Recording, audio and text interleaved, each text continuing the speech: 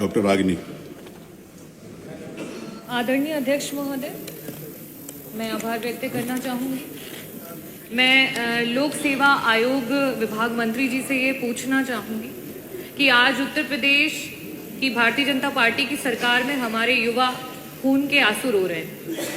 आदरणीय मंत्री जी, आज का हमारा युवा ना शादी कर पा रहा है, न सो पा रहा है, न ठीक से रो पा रहा है। आदरणीय अध्यक्ष महोदय, युवाओं की पीड़ा सुनने पे इतना कष्ट क्यों होता है भारतीय जनता पार्टी को? मैं आपकी सरकार से ये पूछना चाहती हूँ और ये बोलना भी चाहती हूँ, युवा आपसे ये कह रहा है कि झूठ से सच से जिससे भी यारी रखें, झूठ से सच से जिससे भी यारी रखें, आप तो अपनी तकरीर जारी रखें। इन दिनों आप मालिक हैं बाजार के, जो भी चाहे वो कीमत हमारी रखें। आदरणीय अध्यक्ष महोदय, युवा की कीमत जो है ये सरकार कुछ इस तरीके से लगा रही है। मैं माननीय मंत्री जी आपसे ये पूछना चाहूंगी कि आए दिन विज्ञापन जो आ रहे हैं लोकसभा आयोग के, उसमें जो रिक्तियां हैं उनकी जानकारियां गलत आ रही हैं।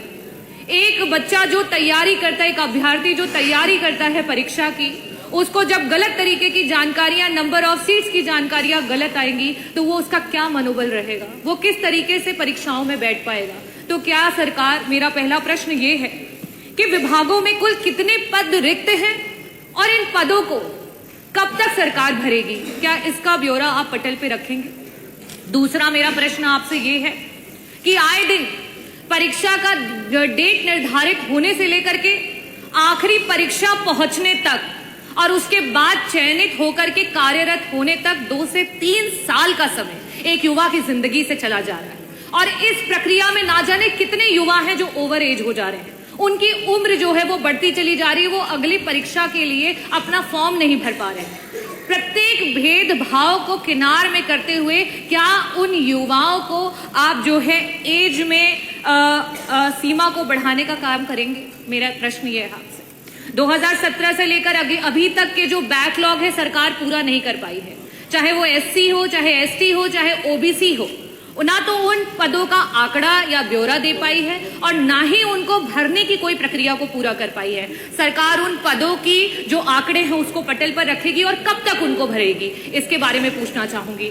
जिस तरीके से आपका UPSC एग्जाम कराती है, पुरानी सरकार समाजवादी पार्टी में जिस तरीके से परीक्षाएं हो रही थी, उस समय आपका माइग्रेशन इन रिजर्वेशन लागू होता था।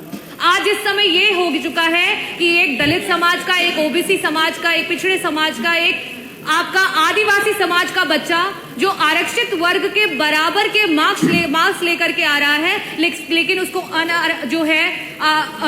अनारक्षित वर्ग के मार्क्स को लेकर के आ रहा है, लेकिन उसको आरक्षित वर्ग में डाल दिया जा रहा है, जिसकी वजह से वो आगे की परीक्षाओं में नहीं बैठ पा रहा है। क्या पुरानी सरकारों की तरह आप उसको लागू करेंगे? और मेरा लास्ट का, क्योंकि पारदर्शिता बहुत जरूरी है, इस समय नॉर्मलाइजेशन और स्केलिंग जो है वो खत्म हो चुकी है, अंक बच्चों के दिखाई नहीं पड़ रहे हैं। क्या सरकार इसको पारदर्शिता से लागू करेगी? नहीं, आप अधिकार तो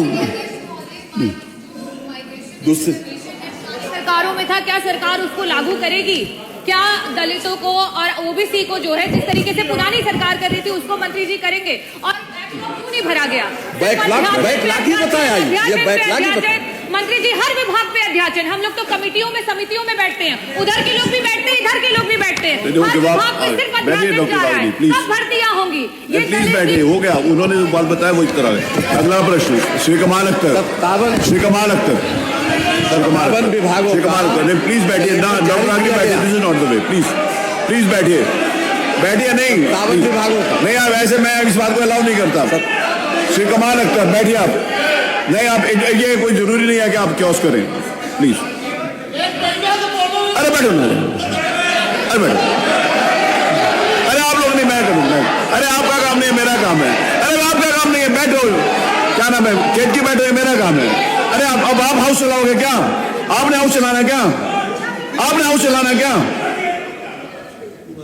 आप सब लोगों ने हाउस चलाना क्या? अब हम उठते हैं 10 मिनट के लिए।